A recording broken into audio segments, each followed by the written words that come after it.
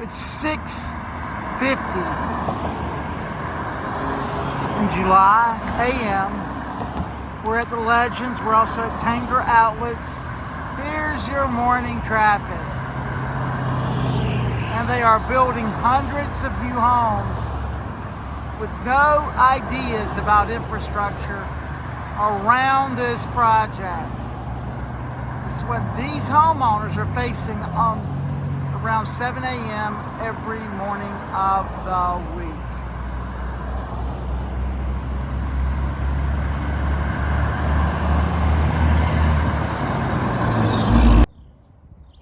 We just showed you the high traffic, as you can see it now from a farther distance. That is 5:01 at this time of day. The land behind these homes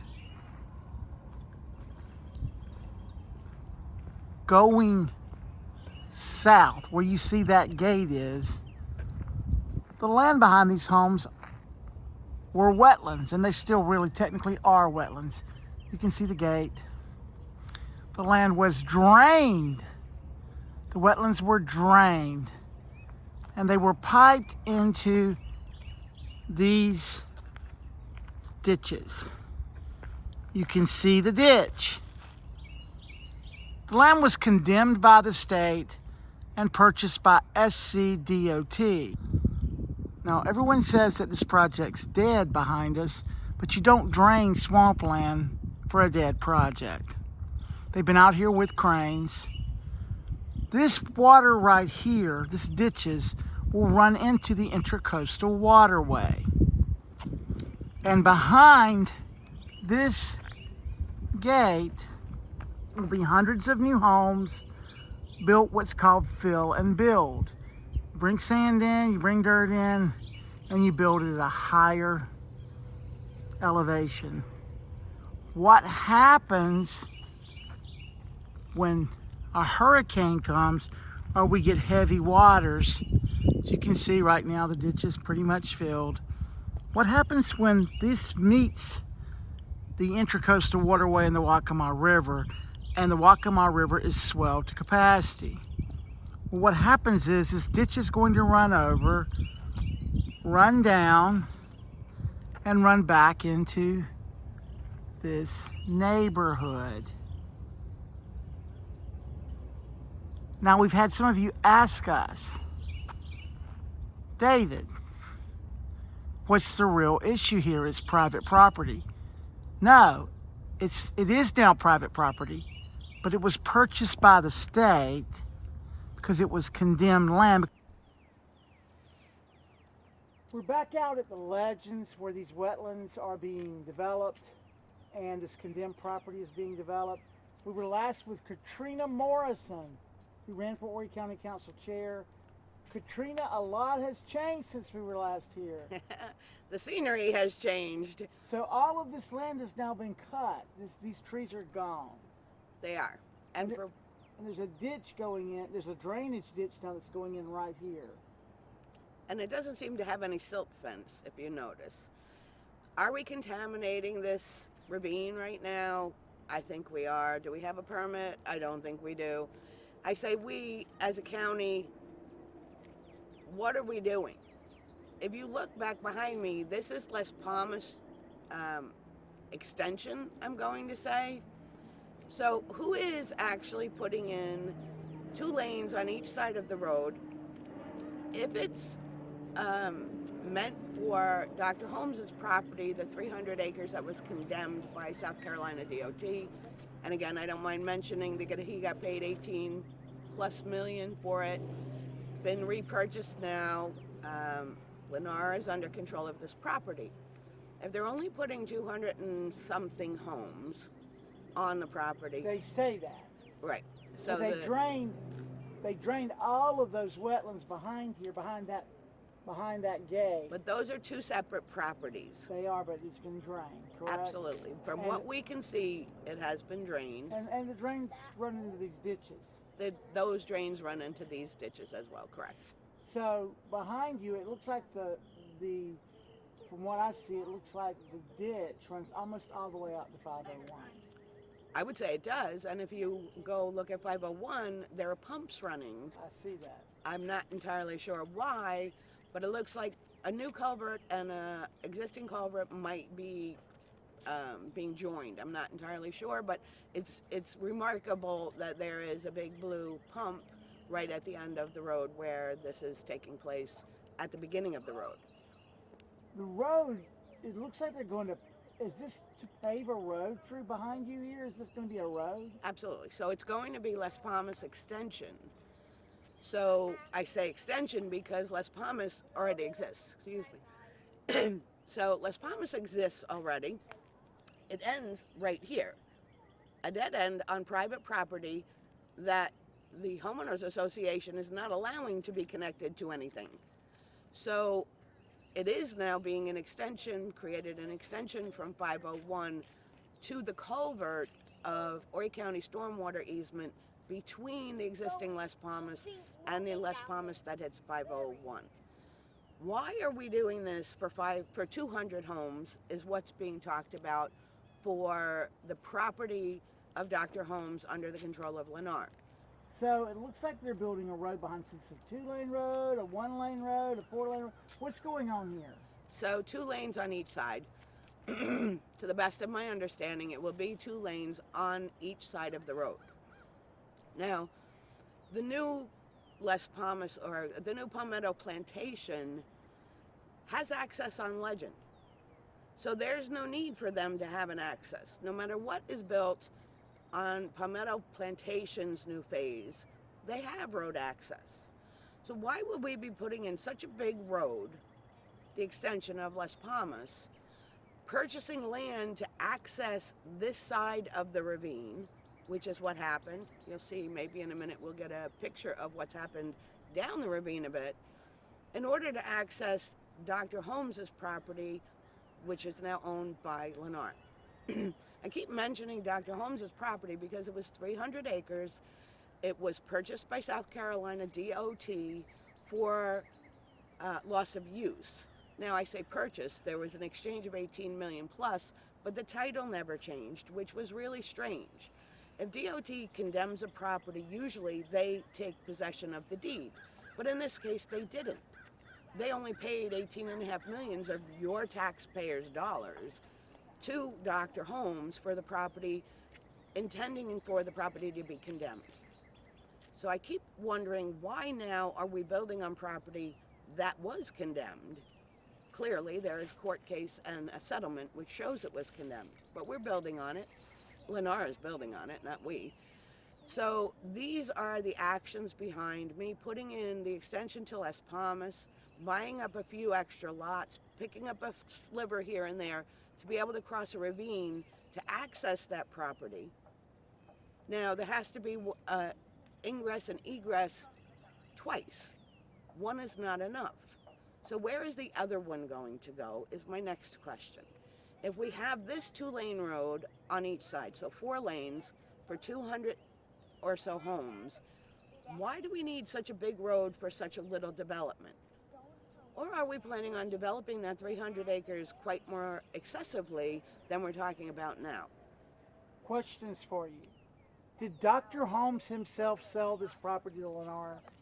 Absolutely yes. Dr. Holmes made the sale, not the Horry County State Bank didn't buy the land from Dr. Holmes and then... That is Palmetto Plantation. That's the one behind us over here. That is Palmetto Plantation. Okay, so the one behind us over here was actually purchased by Horry County State Bank. Well, somebody purchased it, and off the top of my head, I can't tell you who. I'd need the papers in front of me. The numbers we've seen say Horry County State Bank, but that's... Eventually. Yes. So what I think, just from recollection, and I can clarify this if you'd like, there was a purchase, and I heard, I can't say I heard, I don't want to say that. I just want you to know, we were told on that day, Legends lost $15 million somehow during the original construction of what was going on. So these are very separate. Dr. Holmes's property is 300 acres and it starts down there. And how many acres are behind us? I don't know. But a lot. A lot. And they were all wetlands, correct? Correct. Okay, so let's take a look at what also has happened with this road, and let's take a look at where it now goes. So before you go that far, I want to clarify something about these loans, and it's Horry County State Bank. I've seen a lot of them with South Carolina State Bank, particularly from 2003 to 2015. In that span of time, and even if we say the 10-year span from 2003 to 2013, we all know there was a market crash or a real estate crash in 2008, 9, 10 maybe. However, there were massive loans written on many properties in Horry County, not just this one. And this is the caveat, I guess, to the Palmetto Plantation issue. I've seen this multiple times on other properties in the county, where someone pays an exorbitant amount of money for land that is not meant for development and is not, at the time of purchase, in any way, shape, or form meant for development. Either primarily wetlands, in an area that can't be developed, but big money, and I'm talking millions, are paid. And shortly thereafter, those loans go belly up, and someone goes bankrupt. And the next thing you know, those properties are purchased for minuscule amounts of money on the dollar, and all of a sudden they get planning permission. So these are the issues when we're talking about Horry County State Bank, when we're talking about South Carolina State Bank. There are particular properties that should have never been meant for development, but people are paying a great deal of money for the property at some point. So I just want to make this clear to our viewers. At the time that Katrina's talking about, Horry County State Bank existed. It was soon merged into another bank, and we're not going to get into that. But on the board of Horry County State Bank was a guy named Benji Hardy. He's a developer. He's a key developer in Horry County. He does deals with Curtis Dukes, County Councilman-elect Jenna Dukes, his husband, and Curtis Dukes is the one that brokered the deal with the Holmes property. Correct. Just north of here, east of here. May of 2022. Okay, let's go look and see what Lennar is doing as far as access to a property. We're going to show you a gate that was closed to them and how they got around that. So there's been, as we can see, some major development since we were last here. The gate's still there, and it's still no access from this private property. But look what Lennar has done. They've built a bridge directly in front of us, going from this area where they're building a 4-lane road that now leads onto this land just off the private property. And Katrina, if we could have you for a second, explain to us what that bridge is how for. this was accomplished. Well, before I explain that, I just want to say, notice all the debris prior to the bridge. Because when this development that currently exists is flooded, I don't think anybody should be asking why. There is a ravine here that is meant for stormwater runoff, which, by the way, does go into Cross Swamp. It goes into Socastee Swamp. This all needs a 404 permit. It's very clear at this point in time, with the help of an individual I won't name at this minute, but I am becoming very well educated on what we consider contaminants and what is and isn't considered jurisdictional tributaries and wetlands. I'm learning a lot about this at the moment. But let me just point out, there's the bridge. So there was no access. In the original plans that were submitted to Horry County, this project was going to come straight over here into Las Palmas on this side of the ravine. Lo and behold, the people who owned this road, it is a private road, owned by a homeowners association, were never discussed, never notified, never even asked a question about this situation. So the developer thought they were just going to come right in and enter this private road. That is actually what was submitted on the original plan to Horry County. Now, that didn't happen. So a few lots were purchased, a sliver here and there purchased by Lennar this current year in 2022. And now we have a bridge over what is, in my opinion, a jurisdictional tributary, because this is running into the swamp. It goes into Cross, it goes into Socastee, which inevitably gets into the intercoastal. Sorry, which inevitably gets into the intercoastal. So that's one issue. It's a clear issue, but what concerns me for the people who live here right now is that there's a tree here in front of me in the ditch. You can see all the debris over there. I say ditch, it's called a riverine, a ravine. If this gets blocked, the people behind us are going to have a flood.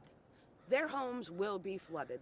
They have retention ponds, but they will not be able to handle all of the water that will be coming, the stormwater runoff that will come from the development across this ravine, the development of the new road. And why do we need this kind of access if we're only building 200 or so homes? That is the question I will continue to ask, because there's a lot more development coming down the pike, in my opinion, for this. There are 300 acres, very little of which is developable. Developable, I'm not sure if that's a word. Able to be developed. There are 300 acres, very little of that 300 is able to be developed. Now, last question. So we got a 4-lane coming in this way. We've got access to Legends. Well, we don't know that, interestingly enough, unless Lennar and I'm trying to think Paramount. So right now the Palmetto Plantation phase that has not been completed, or that is has planning permission anyway for this Palmetto Plantation phase 3, perhaps. I'd have to look to see for sure it's phase 3. But Palmetto Plantation is under the control of a company called Paramount. Apparently they don't have the money to do the development that was sought at this time. Now, is it possible that this new phase is going to allow Dr. Holmes the additional ingress and egress necessary for 200 homes? One is not enough. If you have more than 50 homes, I believe you need to have 2 points of ingress and egress over 50. Now they're talking about 200 here, so they would have to have 2 ingress egress addressed. Are they working with Paramount perhaps in order to get that development further finished, or at least underway, because presently Paramount is stalled, I believe, for financial issues. So having 2, have an ingress egress here and having 1 through the new phase of Palmetto Plantation could be the key issue. But the greater concern is how many homes are really intended to be put on the Lennar property that was previously Dr. Holmes's 300 acres, which it was condemned. I'm going to continuously say that because 300 acres that were mined and condemned, we're now going to build 200 plus homes on. The price tag on that was $4.6 million, I believe. So Lennar purchased this property for $4.6 million. How many homes do you need to build to make a profit now? This is what we need to start thinking. So, the Paramount property, which abuts, which Correct. adjoins the Lennar current property, which Dr. Holmes did own, the Paramount property were 100% wetlands. Is that accurate? I can't say 100%, but I would say 70 easily. Okay, so they were classified as wetlands. Yes, They are now dry, as we showed in previous video. correct. So, if you fill and build, if you bring in sand, you fill and build Paramount's property, okay, and you develop Lennar's new property, and you end up with 2 access points here, it doesn't do anything about Highway 501 out here, does it? Absolutely not. You're still in a parking lot on 501 because Absolutely. Tanger Outlets is right across the street. Secondly, we all know that water finds its lowest level. Path of least resistance as Correct. So if we had a hurricane or if we had a huge flood event, Waccamaw fills up and the intercoastal waterway fills up, it's actually going to push water back up these ditches, correct? Or ravines, whatever you want to call them. So the designation on the GIS is a riverine. That's how it's Okay. pronounced. But the water's going to come back this way. Absolutely. Not only that, let's talk about the building that hasn't happened yet, because this is, the point of why I'm doing so much talking about these things at the moment is because we don't have to allow this development. Why is the county allowing things under the auspice of being sued? This is the biggest question I keep asking myself. Let's allow developers to do illegal things because they might sue us if we don't let them. That's a really strange Premise. caveat Yeah. or a premise to go by, because wait a second, what do these developers have on our county council, on our members, on something? And that's not an accusation. I'm saying if every time I keep reading stuff from the county council, from the planning commission, from whoever, well, if we don't let them do this, we're going to be sued. Maybe we should let them sue us. This is illegal, and on every stretch of consideration, you're contaminating wetlands, you're filling in building. Island Green, perfect example. Houses were built on top of wetlands. The homeowners, new homeowners since 2019, are having trouble out there with flooding, with instability in their homes. Out in Longs, same issue. We're allowing builders, and by the way, we're not even asking for a bond.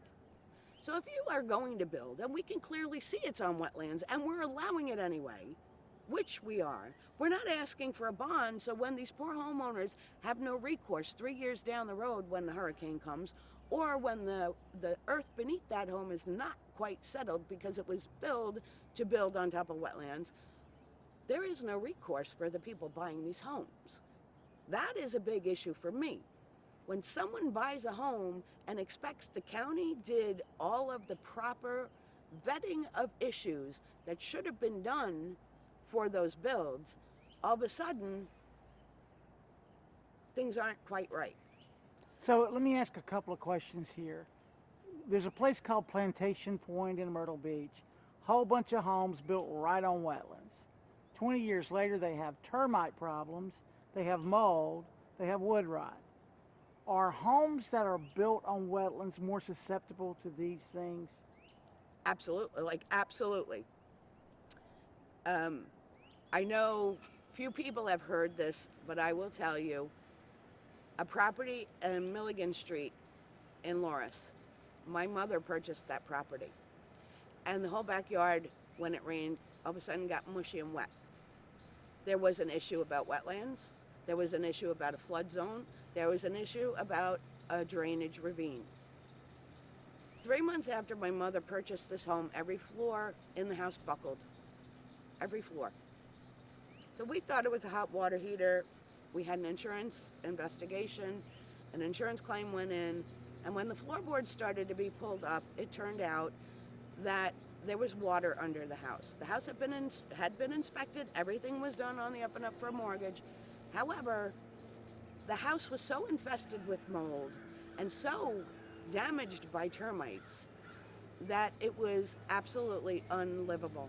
Not only that, my mother had a very serious lung issue to begin with and never went back to that house. She died 6 months after only having lived in the house for 3 months. The issues of mold and the things that are created and caused by building on wetlands are more serious than most people know. Wetlands, water under your home, around your home, mold is obviously an issue. Is it always going to be an issue? Yes, actually it is. Do we live in the lowlands? Certainly we do. But building on wetlands is only going to create problems for a homeowner forever. It's not just going to happen now. It's not just going to happen when it floods or we have a hurricane. It is an everyday problem. When we allow things like this to continue, the people who live in the development behind us are going to be affected by that decision. Those are the things we're not considering. I say this a lot, but the cumulative effect, all we looked at as a county councilor, as a planning commission, is allowing this developer to build 200 plus homes. And everyone would think that's not a big deal. But this particular build is so obscene. The fact that we are allowing this to happen, and the fact that we all know there will be 700 or 1,000 homes back there in less than 2 years, that's what's coming. And if I'm wrong, 2 years from now, when we're at a planning commission, or Lennar is looking for a design modification, because they're going to go by the plan they used originally, which, by the way, had no Army Corps, had no environmental study, and this is on land that had previously been condemned. Of all the times to look for an environmental study, of all the times to look clearly and closely at a project, this would be one of them. The land was condemned, but there has been no special anything in the consideration of this project, and for the life of me, I don't know why. So for our readers and our viewers, I want to make 2 points. Tourism annually is a $3 billion industry. Tourism along the Grand Strand is a $3 billion industry. Real estate along the Grand Strand and in Horry County is a $38 billion per year industry. We talk about Horry County as a tourism destination. Folks, tourism doesn't begin to touch real estate. So why is this an issue? Because we're short-sighted in what we're doing. We're building irresponsibly. And some of the very people like Jenna Dukes, who's going to be your next councilman in North Myrtle Beach, her husband's participating in this process. Please note that, and we'll conclude with that. We'll follow this development as it develops.